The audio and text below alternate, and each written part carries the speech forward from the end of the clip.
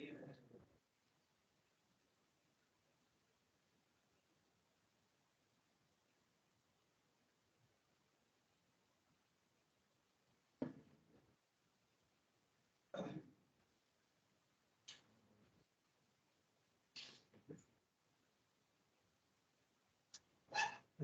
sure. Good afternoon. Welcome you all to this special seminar on topic related energy storage. We normally don't have such seminars here. I happen to know about the work of Professor Finite because about a month back there was a huge press coverage on his paper in Nature Materials. Okay, so when I saw somebody on IIC doing something interesting, I thought we should hear about it. Professor Finite is a BTech from NIT Warangal in metallurgy. Then he joined for his master's and PhD in Stanford in the materials department. And after doing his PhD, he went out to work in IBM Research Lab at Alameda in San Jose. And then after that, he joined IISc in 2016. So you're going to hear about his recent work related to solid state lithium-ion batteries. Thank you. All right. So good afternoon, all of you. Thank you, Professor Jayaraman Srinivasan, for inviting me here.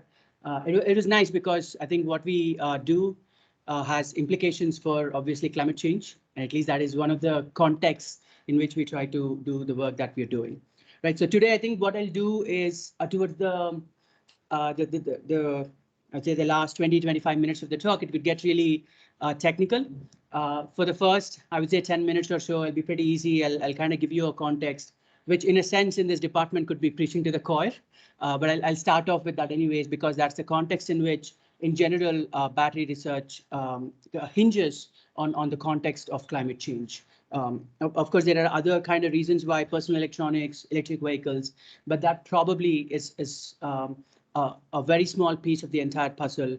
It's an energy transition to renewables that dictates the bigger reason why we are invested and we are interested in this research. All right, let me then get started. So first, this is it. So we are using fossil fuels. I think circa 17th, 18th century, when we kind of moved on to industrial revolution, when we said our productivities have to go up, we started burning fossil fuels, and we realized that they're not so clean. Of course, the smoke that they emit, the carbon dioxide that comes out, but one is the pollution, just the particulate pollution. The second one is obviously global warming, where now there's a huge hue and cry about glaciers melting and the rise in sea levels. But the solution seems very simple. And on the surface, it almost seems like we have a solution as well. The solution is simple, just the possibility of harnessing solar and renewables, which seem to be available all the time. And especially with the sun, it's an unending source of energy for us. Except, and there is also a very strong reason why we could easily transition to renewables. And that's really the cost of renewables. What I'm kind of showing there, I don't know if this is working here. Let me give it a shot. Okay, that's fine. I think you can get appointed, yeah.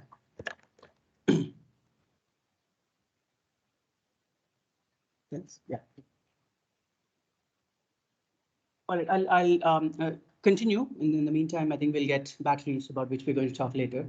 So if you look at the data here, this is from Levelized, which does a lot of this cost analysis, techno-commercial analysis of several of these renewable energy systems, along with storage as well. I'll come to slides which include storage as well. But this really is a compelling graph, because if you look at solar PV, especially crystalline solar PV and solar PV thin films, which are like the fourth and the fifth in that line, you will see that they are cost competitive with even nuclear, right? Of course, they're cost competitive with coal, gas, whatever, but they're already cost competitive with crystalline, with all the conventional energy sources, the unclean energy sources that we think about. So it seems it's a no-brainer for anyone for mass adoption of renewables. Obviously, there is something that kind of tells us that's not the case, and we are not adopting. For example, our rooftops don't have solar. We don't have huge solar installations. They come at another cost, that is land cost is required, but for now, I'm not going to go into those details. But in general, from a technological standpoint, taking in solar cells, putting in solar cells, harnessing sun's energy is just a no-brainer from a simple economic standpoint. But and something that's also quite amazing is how the costs have plummeted from somewhere in 2009 to 2020, right? About 10 to 12 years time frame, the costs have decreased by about 2 to 3 times. And that's a huge reason why, and this is, sorry, on the left side is wind, on the right side is solar. What is being plotted is what is called levelized cost of energy. That is the cost that a customer has to pay if you were to generate energy using the sources mentioned here. With wind, it's about, it started about $150 to $200 per megawatt hour. That comes down to, I think, roughly a few cents per kilowatt hour. Right, and similarly with, a few cents per kilowatt hour now, it's about less than 5 cents per kilowatt hour, and then the cheapest is about $26. That's about 2.6 cents per kilowatt hour. Now you compare that with solar, the data is even more compelling, more from how rapidly the costs have plummeted. Starting about 2019, we had about $400 per megawatt hour, and now they have plummeted to about $30 to $40. They gain 3 to 4 cents per kilowatt hour. If any of you have looked at your electricity bills, we are paying more to BBMP here. It's of the order, it's greater than 5 rupees per kilowatt hour is what we pay, and that roughly translates to about 3 to 4 rupees per kilowatt hour. So clearly solar is cheaper. There's no arguing about it in terms of costs, right? But the real reason why we need something more, we need to add something more is this, that we need energy when the sun doesn't shine, and we need to shine our lamps at home. And the question is, how do we do it and at what cost? And this is where really storage makes a huge imprint, and why research in storage is probably going to define the next 10 years of our transition to renewables. And you see the cost now. If you look at simple wholesale, this is levelized cost of storage analysis. The plots, or I would say the number that I would like you to more focus on is the residential, for example, photovoltaic plus storage.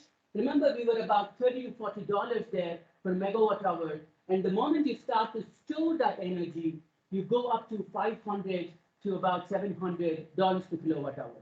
That's insane. And that makes installing solar without the regular grid. Now, the way we are getting by with this, we still don't have large-scale storage systems, but the way we are getting by with this is we still have coal-powered plants or gas-powered plants which are generating electricity, but what PV does is really supplement the energy requirements, right? But these power plants, they're just too slow to kind of move. That means you can't suddenly ramp up capacity at night and suddenly ramp up capacity at night and suddenly ramp down during the day when you're getting energy from the sun. So there are, I would say, inertial limitations to these grid power plants. Therefore, there is a limitation in how much PV we can deploy.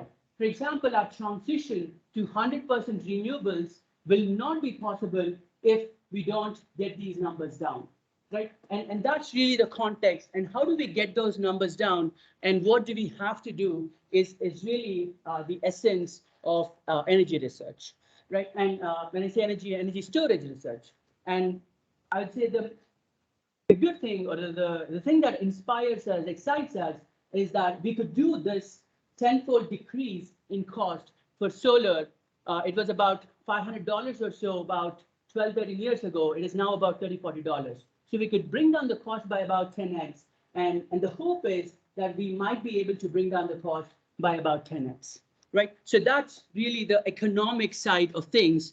And from now on, I transition to batteries and the technical metrics which we focus on as researchers, which have the potential to bring down this cost. While we don't talk about cost at all when we do, a metric that I'll be harping on quite a bit is energy density. And I'll show you some graphics where it becomes a little clearer about how we can bring down this cost and why that term energy density is important. I'll come to that. All right, so when we talk about storage, you kind of know that I'm going to talk about batteries, but there is no reason why we should only talk about batteries. There are probably these five kind of storage types that you're seeing here are all considered as potential storage, I would say storage types for storing electric energy. One is pumped hydro, so you just kind of harnessing the potential energy of water, you lift water to a higher potential, and then whenever you need energy, you just drain the water down that potential, and it's essentially like a hydroelectric power plant. But instead of storing water from a river, you're actually pumping water to a higher ground. The second one is thermal energy storage. You store it in what are called brines. So you heat up a material. So here you're increasing the thermal potential. Here you're increasing the mechanical potential. And here you increase the temperature when you have solar energy. And when you want to use energy from these brines, you just cool them down. So that is how you extract energy. These are called thermal energy storage types. The third one is flywheels. There is this rotational energy. So you just spin a frictionless flywheel with the energy that you're kind of generating, let us say, from the sun. And when you really want to, you connect that flywheel to a load, turn a turbine or something, and that is how you harness the energy from flywheels. The third one is compressed air. You're compressing air. You're storing energy in terms of the high pressure. Here it's more a pressure potential in which you're storing energy. The last type, the type that I'm going to talk about today, the type that is more commonly kind of known in storage is batteries. And one could ask, I have so many storage types, why are most of us working on batteries? And the real reason is most of these systems tend to be bulky, clunkier, and also they're not very modular. So with a battery, if you want to double let us say the storage time of your laptop, all that you need is for 2x batteries and your storage time doubles, right? So it's easy, you can do it, I can do it as well. The second thing, which I think I'll show in a little bit, is making batteries is actually relatively simpler when compared to making some of these things. The design elements in terms of precision that goes into, for example, a flywheel is just insane. It's a bit of an art to make something like a flywheel. And when making it as an art, scaling it becomes that much more difficult. Where batteries are also, there are nitty-gritties involved, there's finesse involved, but the chemistry, I think, is a lot more simpler. And once it's mastered, scaling up is rather straightforward. A third attribute I would say, which works very well for batteries, is it's really location agnostic. If you have something like a pumped hydro, you need like huge reservoirs, which are at an elevated height where you can pump water. So this is very, very location specific. On the contrary, batteries are totally location agnostic. Most of the batteries today can work over a wide temperature range. Therefore, it doesn't matter what the temperature is. You can package them properly. They can work in wet conditions. And some of them, if you package them properly, they can also work underwater.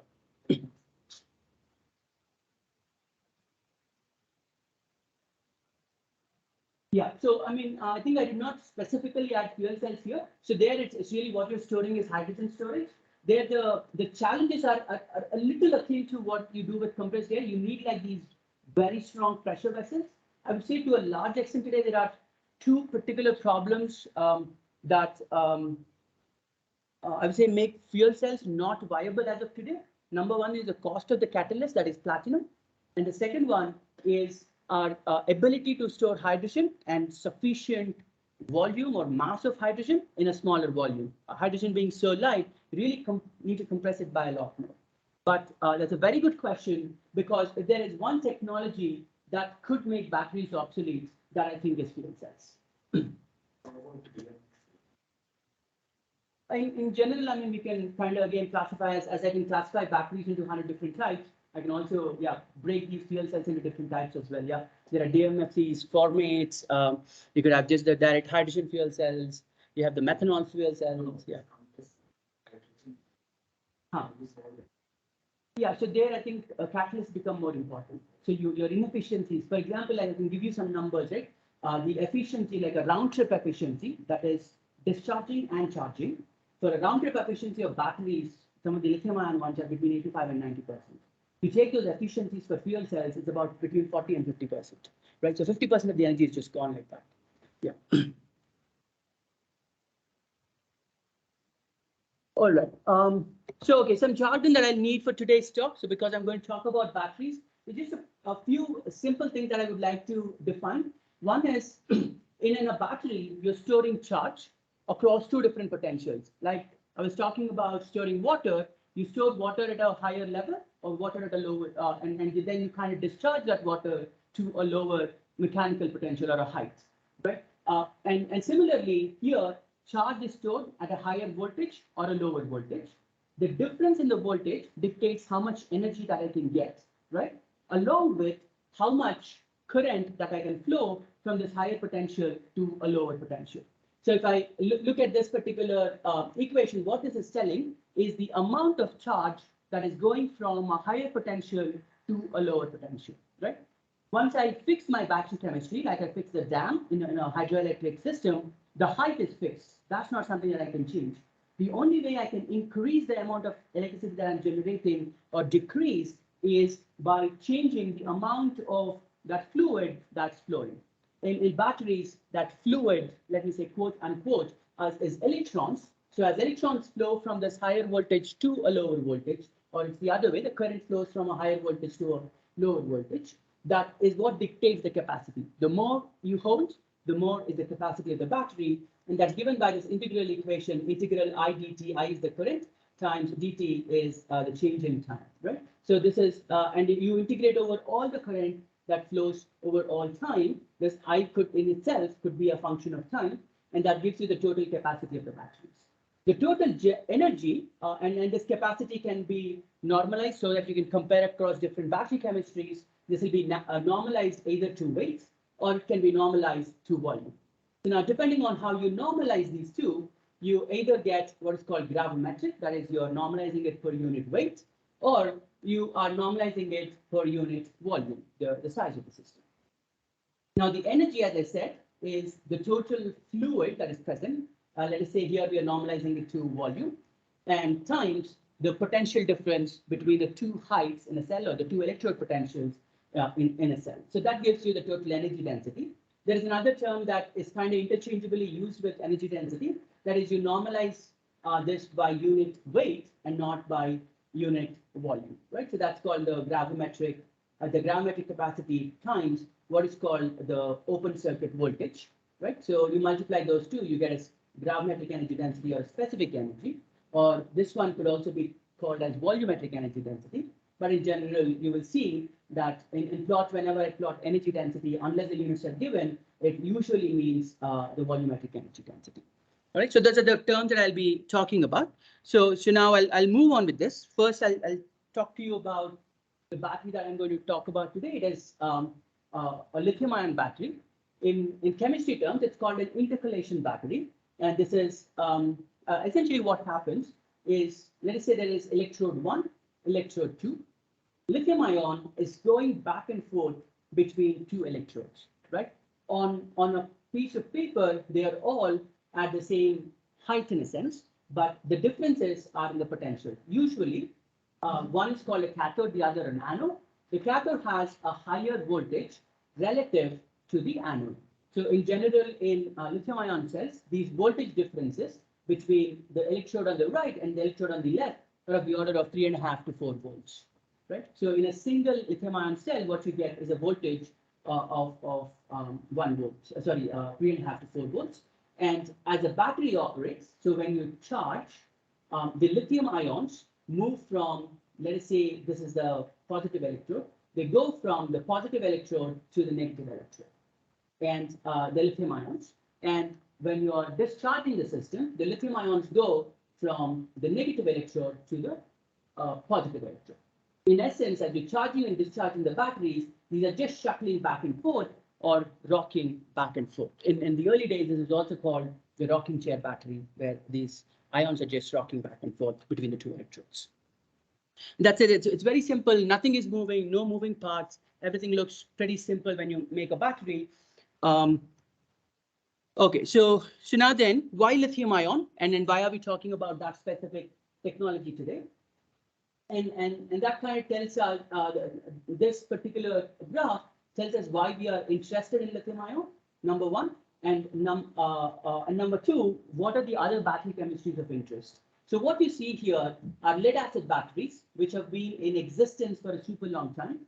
And here, the energy densities. So you see there are two energy densities given, the gravimetric energy density and the volumetric energy density. So let us say we just pick one of them. It doesn't really matter which one we choose, but it's easier to go with gravimetric energy density. I'll come to that in a little bit, why I'm more obsessed with this number than this number for our discussion today. Both are important for design considerations.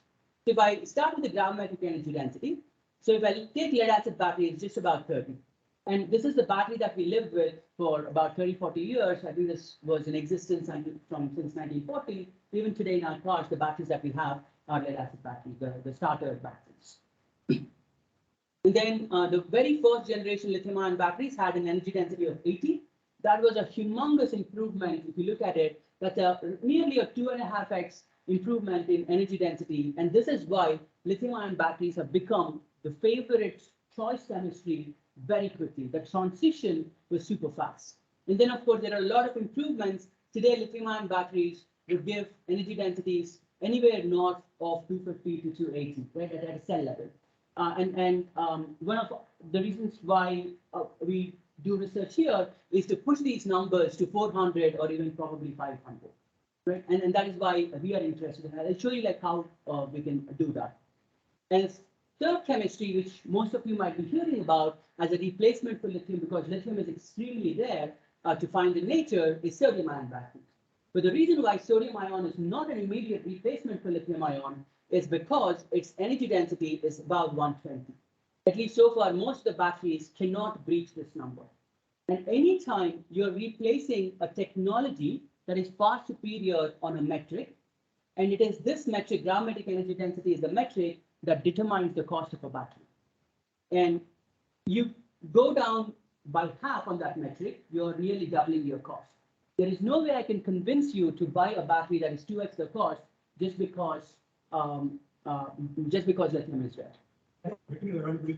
Sodium is more common than lithium. Sodium is more common, so I'll probably give you a bit of an unpopular take, because the popular take is lithium is scarce. We mine it in conditions which are not very congenial to people who are helping mine it. But if you look at the amount of lithium that we use here, it's a very, very small quantity, mainly because lithium it is very light. Right now, you're right. See, I think one thing that's going to completely turn that argument around is the recycling ecosystem. And then there are compelling reasons why we want to recycle lithium. And it has nothing to do with the availability of lithium, but it has everything to do with the availability of the other metals in a battery ecosystem, which are even harder to mine. Right? So there will come to I think, if we manufacture enough of these cells, there'll come a point where recycling is going to be cost competitive with mining. And when that tipping point comes, no one will ask, where is it being mined? Everyone will ask, who is the cheapest one to recycle it? Right? So I think that is a transition that could happen even before sodium ion takes over, but I mean, no one knows. But anyway, so the reason why I think I'm a little negative on sodium ion is because lithium is not the element that dictates the future of lithium ion. To a large extent, that's cobalt. I think I have a slide which will show what will happen to cobalt in a few years. And cobalt is a more scarcer element, and it's also not directly mined. It's a byproduct of nickel mining and nickel refining. So that becomes a bigger challenge. And most of the sodium-ion battery cathodes use cobalt as well. So the same problems you have with lithium-ion battery cathodes exist with sodium-ion as well, except for the lithium-sodium dual. And then what is called a lithium-sulfur battery, where the idea is you throw out all the nickel, cobalt, manganese kind of systems that you have on one side, and you have lithium and sulfur chemistry happening. The chemistry that we are working on, which is kind of expected to give large capacities, is solid-state batteries. As you see, what is demonstrated or what we think can be demonstrated, when I say we, some of the researchers think can be demonstrated, is pretty small. So unless we push this number to this 450, 500 kind of a figure, even solid-state batteries don't make a compelling case to replace lithium-ion batteries. Our endeavor in our lab is to see if we can push these numbers up. And there is also another chemistry called lithium-air batteries, which use lithium on one side, oxygen on the other. It's basically forming a compound, lithium oxide, during discharge. And when you're charging the battery, it gives out oxygen, lithium deposits. It's exactly like the fuel cell question that they asked. Instead of hydrogen and oxygen, we have lithium and oxygen. We don't have the problem of compressing hydrogen. However, it has its own challenges, which I'll not go into, which I'll not discuss at length today. But another point that I would like to highlight, the reason why lithium-ion batteries have become, I would say, everyone's favorite today, is because we could do this scale-up. This is the annual cell demand, and up to 2015, we could meet it, and I think our demand in 2020 is also met. So this is an increase by almost fourfold over 15 years. That is how much cell production has to be increased. And this is what I was alluding to when I was talking about batteries. It's very easy to scale these things up.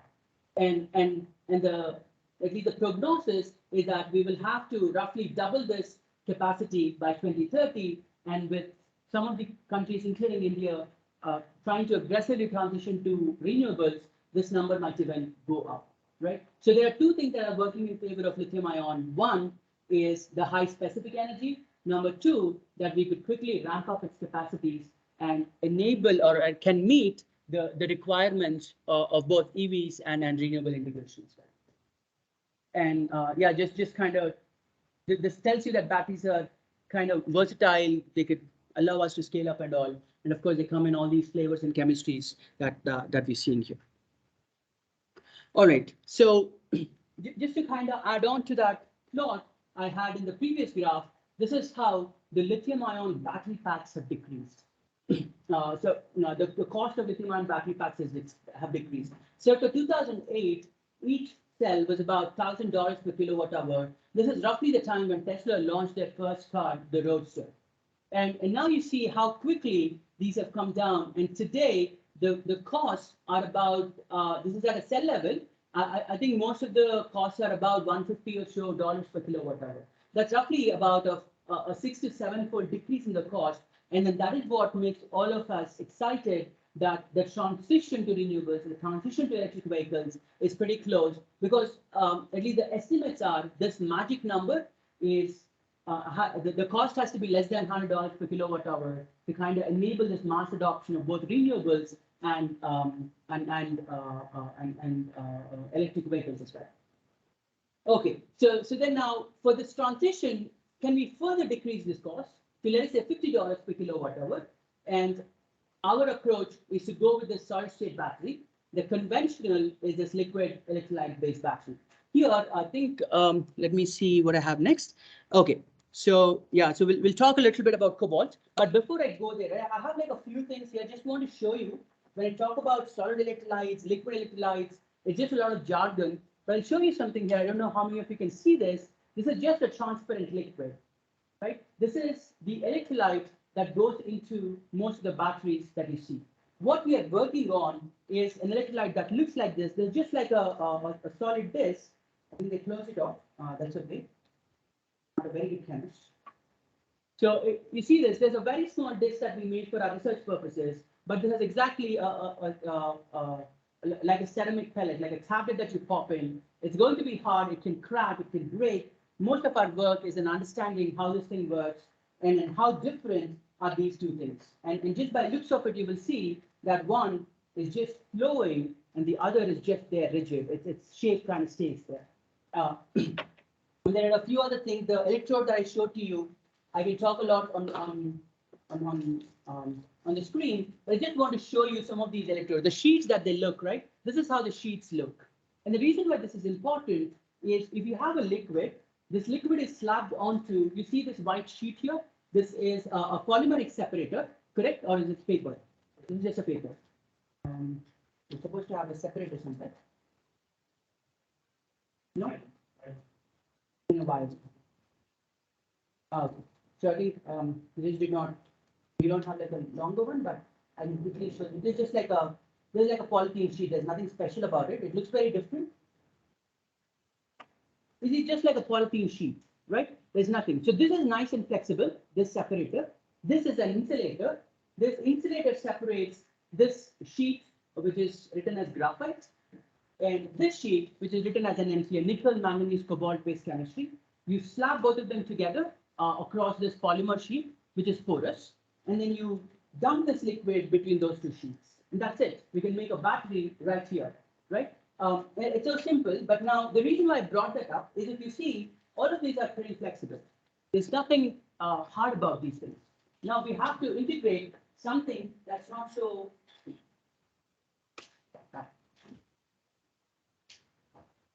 I don't know if it will work for my students afterwards, but anyway, see, this is all coated on aluminum foil, and this black thing is that active thing in a battery.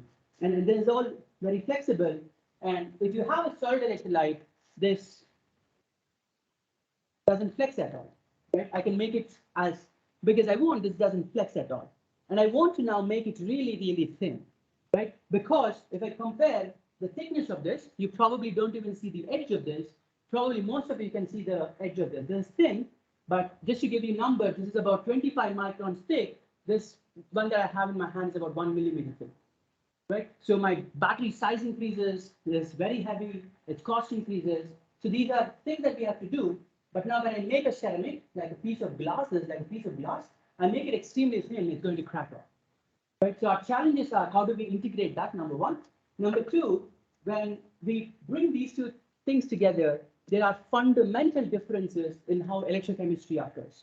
And it is those fundamental differences that I'll talk about today, not as much about the fragility. But I want you to kind of have this picture in mind that these are two very different beasts. They look different, they act different, they work differently.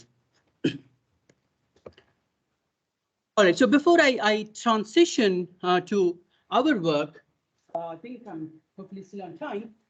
Before I transition to my work, this is a view graph that I wanted all of you to see that with the current chemistry that we're using, almost every single battery electrode has cobalt in it. There is a particular chemistry called lithium iron phosphate, which does not use cobalt, but otherwise almost all of the chemistries use cobalt.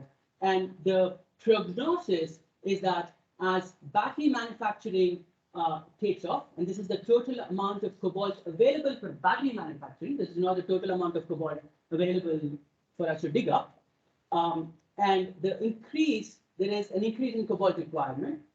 And at some point, roughly 2040 or so, we probably are going to see a cobalt deficit, right? And note that cobalt is very tightly regulated by a few nations, and especially in India, we don't have cobalt resources available. There is a need, twofold need: one, to get away from cobalt; two, to also see if we can recycle the batteries if at all they have cobalt. Both of these things could change this picture that you're seeing. One is to get away from cobalt. The second one is to ensure that we can recycle any cells that comprise of cobalt. All right, so this is probably what is required, and this is the context in which our research goes. And I'll tell you that there are three main pieces that we keep in mind when we do research in our lab. Number one, we want to get the cost of batteries to less than $100 per kilowatt hour. Number two is safety, where this liquid electrolyte that you're seeing, this is flammable. If I get a match in it, it will kind of blow up or it will catch fire. And this is the reason why lithium-ion batteries blow up. They have a thermal runaway reaction. This thing ignites, catches fire, everything goes berserk after that. The third one is temperature stability. In India, most, I would say, annual average temperatures across the year, they are in general greater than 35 degrees centigrade. Most of the battery research was done in countries where the annual average temperatures are about 25 degrees centigrade. It's the exact same reason why room temperature is 25 degrees centigrade. All of us know room temperature in India is not 25, but in all our chemistry calculations, physics calculations, we assume room temperature is 25. And it's the same reason why 25 is kind of taken as a benchmark for battery stability in countries that developed it. But here, we have to keep this in mind that they have to work at annual average temperatures greater than 35 degrees centigrade. Of course, there's an alternative that we thermally manage the batteries, but that will add to the cost of batteries. So these are three things that we keep in mind, and our approach to kind of solving that is what we're calling a solid state high voltage battery chemistry. So increase the battery voltage for, you remember the energy is proportional to the voltage. So I get a greater amount of energy for the same weight. Therefore, the cost should go down. So we kind of focus on high voltage. And the other way we do that is we employ metallic lithium to increase the energy. As I think you're seeing here, the sheet here is graphite. So in all lithium-ion batteries, you don't have lithium. You have this graphite sheet, which is basically carbonaceous. But the problem is, in graphite, to store one lithium ion, remember in lithium-ion batteries when I showed, it's the lithium ion that's shuttling back and forth, right? So to store that one lithium ion, I need 6 carbons. Carbons are doing nothing, they're just staying static, sitting there, right? So can we completely get rid of carbon and go to lithium? And if we do that, we should be able to increase the energy density. Number 2, can we develop cobalt-free cathodes? This is something that I'm not going to talk about today, but we're working on looking at cobalt-free cathodes to integrate with solid-state electrolytes. 2 is to look at flammable solid-state electrolytes, so we don't have to worry about flammability. And it turns out, inherently, these solid-state electrolytes, they work better at high temperatures. So in a sense, it's a boon because we don't have to do much for them to work better at high temperatures. The work that I'm going to talk about today is that we are trying to look at interfaces and how to modify the interfaces to enable this cycling of lithium. So the rest of my talk will focus on just trying to integrate lithium with a solid electrolyte and by trying to see how we can interface engineer these things to improve that cyclability of lithium. And then what are the challenges? All right. So we'll come to this then. So I told you that we are working with lithium, right? And it's very unclear probably as to why I have to go away from lithium. So this is the context. You take a conventional lithium-ion battery. This is the structure of a conventional lithium-ion battery. What you have is a polymeric separator that I just showed you, this piece of white thing right here. Right? I don't know if you can see it, but it's this white thing here, this polymer. That's the central piece here. And on one side is this electrode, which is the NMC electrode, is this sheet. They look slightly different, but for you, there's probably no difference. Is these 2 sheets.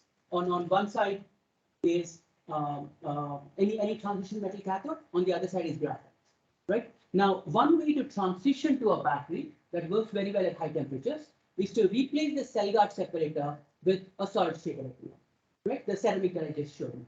But remember, the ceramic has to have the same thickness as the polymeric separator. It has to be extremely thin. Let us assume that we still make it. Even if we make it, the polymer's density is about 1.5 to 2 grams per centimeter cube, while this ceramic separator has a density of about 5. So which means we are increasing the weight of the battery. As a consequence, see what happens. All that I did is replace this polymer with a solid electrolyte. So therefore, the volume did not change. And I'm still using the same 2 electrodes, which give the same voltage and also the same capacity, that integrated current integrated over time. So therefore, the volumetric energy density cannot change. And it turns out, because the ceramic is heavier, the gravimetric energy density will actually go down. Right? So this is not a winning proposition at all. So we have to make a battery that is going to cost compete and increase the energy density. There is only one way, and that one way is to replace this graphite electrode with a pure metallic lithium electrode, have a layer of solid electrolyte, which is extremely thin as the polymeric separator, and integrate it either with the cathodes that I'm seeing here or some of the cathodes which give higher voltage. What we are trying to work on is to even increase the voltage by going to a higher voltage cathode here. I'll not talk about it, but I'll talk about what happens when you integrate this lithium with the solid electrolyte. That's the technical challenge. And so what happens when you kind of look at that interface is it forms what are called dendrites. These are these filaments of lithium which kind of run through the solid electrolyte. And remember, lithium is a metal. So if the lithium just short circuits the cell, then there is no way electrical current can flow through the load. The cell is short circuited and you can't drive any load with the cell. So that means the cell becomes useless. And there are what are called solid electrolyte interfaces forming. To simply put, for a generic audience, there is interface degradation or interfacial changes that are not very healthy for the cell. The third one is on the cathode side. As you kind of shuttle these back and forth, there are these cathodes kind of expand and contract. They're kind of breathing in a sense. And that breathing motion might mean that one, it could form these layers which crack up later, or the cathodes themselves could also crack up. Right? So these volume changes will essentially also ensure that the cell has a smaller life, which is not necessarily a problem with liquid electrolyte, because as these things breathe in and breathe out, the liquid is kind of flowing around. Such a flowability doesn't exist with a solid electrolyte. All right, so this is the challenge, the growth of these tiny filaments. This is an SEM micrograph taken by Vikalp in my group, who just graduated. This is an SEM of a lithium filament that is growing through a solid electrolyte and through a layer of copper here. And so our challenge in these what are called solid state lithium metal based batteries is to arrest the growth of these dendrites or tiny filaments. So what we started off looking at is that when you have a construction here, this is called a half cell construction. And let me just explain what you're seeing here. It's a cell that has lithium, the solid electrolyte. Let's not worry about what its chemical nature is for now. And you have lithium on the other side. These are called symmetric cells. They're useless for storing energy, but they're very useful for us to understand the mechanistic aspects of what's happening in batteries. So when you just take a cell, you slap lithium onto the solid electrolyte, what you see is this huge resistance, about 6 kilo ohm centimeter squared or so. In cells, ideally you want these numbers to be of the order of 10 to 20, right? And so initially when we make these cells, these resistances are huge, and we wanted to kind of bring them down. And there is some published work on using what are called interlayers, that these are layers between a lithium and a solid electrolyte.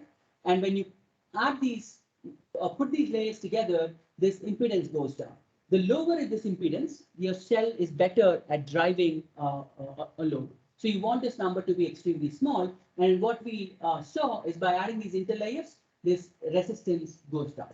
So this is good now. So in principle, with these things, our cells can be used for studying, used to understand what is happening with lithium. But let me just explain why that resistance goes down.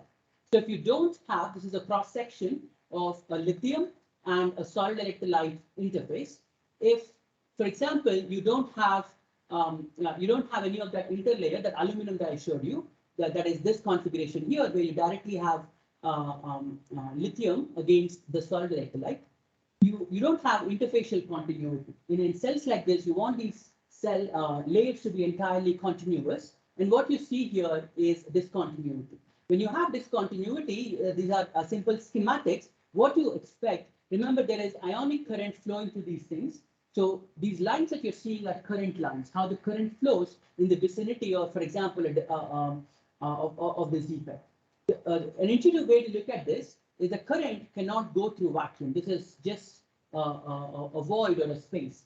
Current cannot go through this. So these current lines detour around the defect, and they want to find the shortest way to get into the solid electrolyte. That means there will be sort of a traffic jam at this interface, leading to concentration of current, and that could lead to the growth of dendrites. That's the theory. And when you have an interlayer, that is when you put aluminum, this thin layer here, what you will see is that this entire current distribution becomes a lot more uniform, and these cells should now work much better with smaller resistance for the flow of currents. And so there is some preliminary work where done by others. There's not these are not our group papers. These are done by Eric Washman's group from University of Maryland. They showed that these metallic interlayers could be used to improve the interfacial continuity. And then when we test these cells, what we are basically doing in this test is we are plating lithium and stripping lithium. So we just kind of shuttling lithium ions from one side to the other, and one side they plate, and in the second cycle they strip from this side, they become lithium ions, go through the solid electrolyte, and plate on the other side. So that is the experiment here. If you don't have the interlayer, where you had that interface, the SEM, which showed that you have those voids, you see that noise there. That means the cell is pretty much useless now. So it is shortened. But in a cell where you had aluminum, it would just continue to cycle properly, but only to a certain current density, right? for the purposes of this talk, let's just call it the critical current density. That is what we define to kind of talk about an event here in this particular work. So we'll call it the critical current density. And the way I would define critical current density for the talk is it is that current density at which the cell has a short. There are some particular details that I'm not going to go into. If someone is interested, we can talk more about it as to how we arrive at that particular current density being the critical current density. There's a lot of analysis that went into it behind. And there's a lot more data that kind of tells us this is where the cell fails. And this we call it the critical current density. And if I take the current density here, it's roughly about 300 microamp per centimeter squared or so. For practical cells, ideally we want this to be at least 1 milliamp per centimeter squared, or maybe going even higher. So what this tells is, if I were to make a solid state battery with lithium, the way these data is suggesting me that these cells will be useless for practical applications, right? So I need to do something to improve those current densities. Okay, so then what we kind of realized is at the edges of these, we initially saw that there's discontinuity. See, we hypothesized that even when you have aluminum, there are these voids that form, right? That is discontinuities at the interface, they form later, but initially everything is fine, but slowly they start to form. The reasons are diffusion and vacancy accumulation, and I'll just leave it there. But the moment you have a void, there's something phenomenal that we could kind of arrive at based on simple finite element modeling. This is done in COMSOL. And what this is showing is, these simulations were done for an average current density of 5 amp per meter squared, which roughly corresponds to 0.5 milliamp per centimeter squared, right? So our cells failed at about 0.3 milliamp per centimeter squared. These simulations were done for 0.5 milliamp per centimeter squared. And what you see, if you just compare these metrics here, is at the edges, the current density concentration is of the order of about 3 to 3.5 orders of magnitude higher than the average current densities in the cell, right? And this is a very important simulation, because what this tells us is that the cells are failing at huge current densities. And maybe they will not fail at a current density of 10 amp per meter squared, which is what is required for practical cells. For practical cells, in applications, we just need 10 amp per meter squared, but the cells are locally failing at 10 to the 4, although the average current densities are still smaller. So our task then as researchers, that is how we approach this work, is to make sure that these voids don't form and these current density concentrators are eliminated in the cells that we make. Okay, and just to kind of confirm that our simulations are correct, what we did is in that interlayer cells, we have taken the solid electrolyte, we deposited that interlayer all over the solid electrolyte, and barring a tiny region where we have patterned using standard nanofabrication techniques to leave a tiny area where you don't have the interlayer, right? And remember the resistance data that I showed? That shows that no current can go to the center of this, but the current will be concentrated around the edges of a defect, right?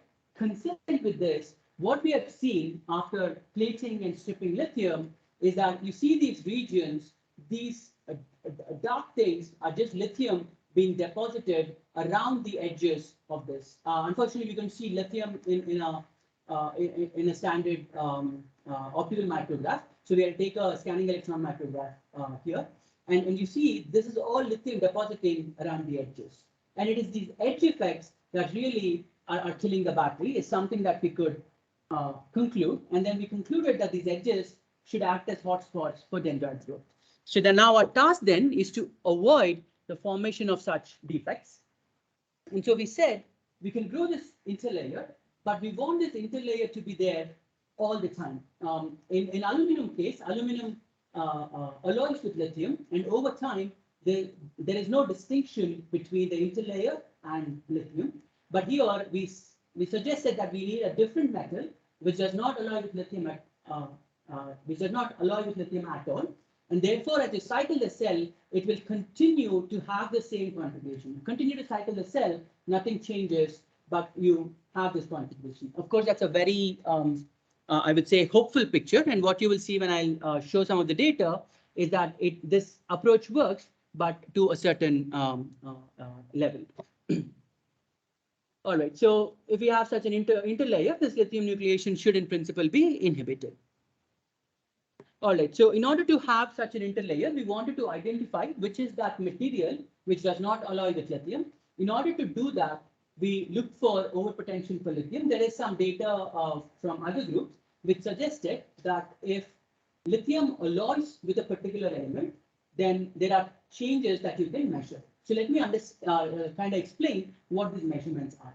This is what is called a galvanostatic lithium plating experiment, where we take a particular metal and we try to electrochemically plate lithium on that metal, right? So it's a different metal. So in that sense, from a technical terminology, it's a heterogeneous interface. When you try to deposit two different materials, there is an activation barrier that you have to overcome because you're paying a certain surface energy penalty or a nucleation penalty. And so if you see, for example, we'll start here. In this particular experiment, we are trying to deposit lithium through an electrolyte on aluminum. And in the very first cycle, you see there is a dip in the potential here that is indicative of that additional penalty that you're paying to deposit lithium on aluminum. However, subsequent cycles, as you continue to do this experiment over and over again on the same foil of aluminum, at some point that dip in potential goes away, suggesting to us that over time, it's no longer pure aluminum. It also has characteristics that are similar to lithium. At that point, it's no longer lithium depositing on aluminum. It's no longer heterogeneous deposition. It's almost like lithium depositing on lithium, almost. And so it's like a homogeneous event. This is indicated by the loss in this overpotential of the dip in this potential. By contrast, when we did the same experiment on tungsten, which is the interlayer which does not alloy with lithium, what we see is that you have that dip in the first cycle, but you still continue to see that dip in the 5th and the 10th cycles. There is a very small amount of alloying, but that does not preclude heterogeneous nucleation. So this nucleation over potential, this additional kick, another way to look at it for this potential is where lithium was to plate. That is the plating potential or the energy in a sense, free energy required to plate lithium on lithium. And this dip is that additional barrier to nucleate lithium on a heterogeneous surface, right? And that barrier continues to stay with tungsten. So we are confident that tungsten is a good material to try as an interlayer and replace aluminum with tungsten. And lo and behold, when we use tungsten interlayers, this void growth is clearly delayed. Now, nothing in this slide really tells you that, but I'll try to explain it, what I'm doing here and what you're seeing. So what you're seeing here is cross-sectional images of 8 different cells of lithium and solid electrolyte. Each cell is treated slightly differently. The first one is assembled and just cross-section and looked at under the SCM. On the left is 4 cells which all had aluminum at this interface. On the right is all cells which had tungsten at the interface. So these are cells which were not cycled, but they were assembled, cross-section, and looked at under the SCM. The interface looks nice and smooth, everything is good. Now you cycle the cells to JC/3. Remember I was talking about that metric called current density. What we did, you could cycle them to the same number. Just to see correlations, what we have done is we have cycled them to a particular normalized quantity, which is given by JC. The critical current density, that is the current density at which the cells fail, for tungsten is of the order of 600 microamps. For aluminum, it's about 300 microamps per centimeter square. And so therefore, the current, when we are cycling to JC/3, that means you plated lithium, stripped lithium, you kind of shuttled lithium back and forth. Here, at a current density roughly about 100 to 120 microamp per centimeter square, here at a current density that's about 200 microamp per centimeter square. The interfaces continue to remain nice and continuous. No problems there. By the time we went to current densities about JC/3, that is here current densities of 400 microamp per centimeter squared, current densities of about 200 to 250 microamp per centimeter squared, you see there is a slight delamination or a defect formation between lithium and solid-state electrolyte that's showing up, right? And by the time we cycle the cells, when we see in our experiment that the cells are shorted, they're pretty much useless, you see that interface delamination is a lot more evident. This is when our standard electrochemical experiments are telling that the cell is useless, but the signatures that the cell is ready to fail or is going to fail soon is already obvious at current densities that are 2/3 the current density at which the actual cells fail. So what this told us is what we are seeing, the shorting of the cells, the formation of the filaments of lithium, they are all really manifestations of a deeper trouble. And that is not the origin. That is not the mechanistic origin with which the cells are failing. The cells are actually failing because you're forming these defects at the interface. So the way to address this problem is to really address the formation of these voids, is what we concluded. And just to kind of show you the numbers that are possible when we used tungsten. So for a tungsten cell, you see the current densities here. This is that's lithium cycling experiment with a tungsten interlayer and an aluminum interlayer. And what you see is the aluminum interlayer cell shorts at a current density of roughly about 300, 330 microamp per centimeter squared. And the tungsten cells short at current densities of somewhere between 500 and 600. So clearly telling that tungsten is superior to aluminum. But remember, our target is to go to at least 1 milliamp per centimeter squared. We are still falling short of that metric. And these experiments were done at 25 degrees centigrade. I'll show you some data where we could cycle these cells at higher temperatures. So for example, in the cell where we could heat it up to 60 degrees centigrade, you can cycle the cells at current densities of about a milliamp per centimeter square. So at higher temperatures, we can get to those current density metrics necessary for practical cells. However, we really could not get those metrics at room temperatures. And this is still, I would say, a work in progress where we need to push up these numbers to ensure that these solid-state batteries still work better at room temperature. But in terms of high temperature resilience, at a temperature of about 70 degrees centigrade, we can even hit current densities of 2 milliamp per centimeter squared without the cells shorting over a certain time period. Right. So I think close to concluding the talk. So one might ask, okay, what next? So there are several challenges. I will kind of highlight these in three different kind of aspects, which is a summary of what I really talked earlier as well. One is you want cells which have a higher electrochemical window, large voltages, and this is one thing that we're still working on.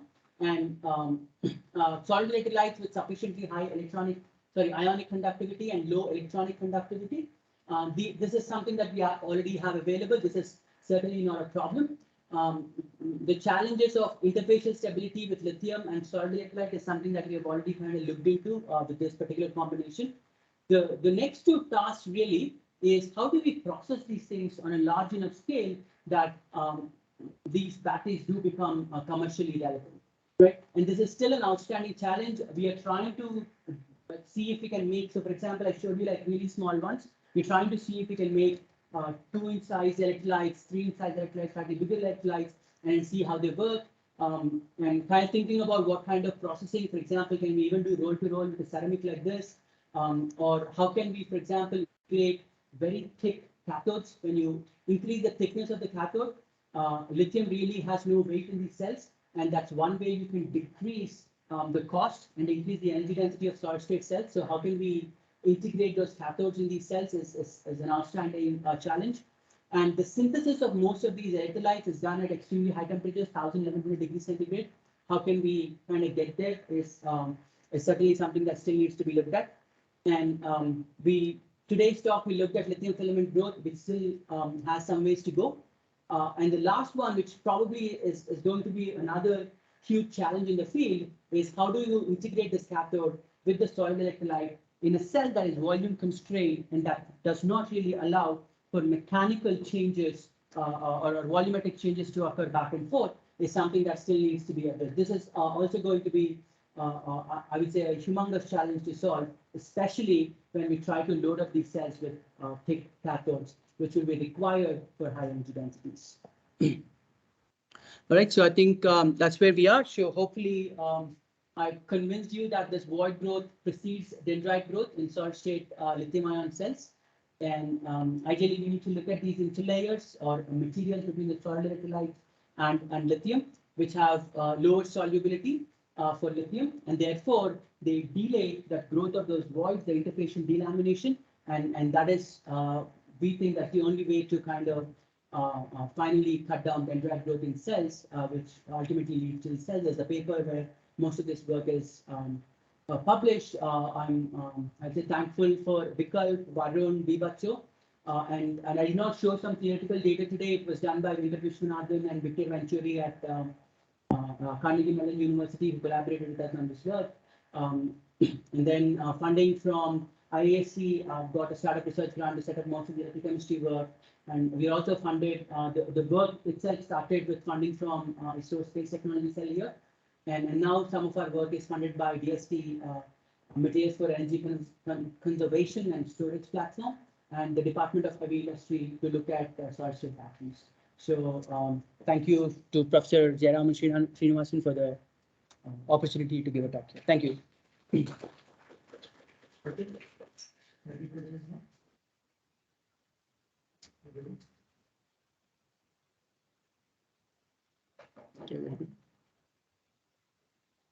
Yeah, just a popular question about all of us who live in they say never charge it 100%. Why is that?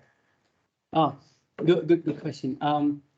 See, first thing, right? In your batteries, you're never charging it to 100%, so you don't have to worry about it per se. The manufacturers are already taking care of it, Oh, right? So that's pardon. My mobile says 100% charge, right? That's correct. That 100% is more to give you a satisfaction that it's 100%. Yeah. So usually the way it works is, as I showed you the capacity, right? Q equals integral IDT. When you go to, so it depends on which material that you're talking about. For example, in a lithium cobalt oxide, you always need some lithium in there to make sure the structure is intact. So you can't remove lithium completely. So when I'm talking about rocking here, you can't completely remove lithium on the cobalt side and take it on the other side. When you do that, cobalt oxide, which is LiCOO2, that cobalt dioxide structure is unstable. So the battery just collapses. I mean, the cathode no longer works. So that's why they say don't charge to 100%, but the manufacturers already know that. So they're already doing it anyways. So you can charge it to 100%.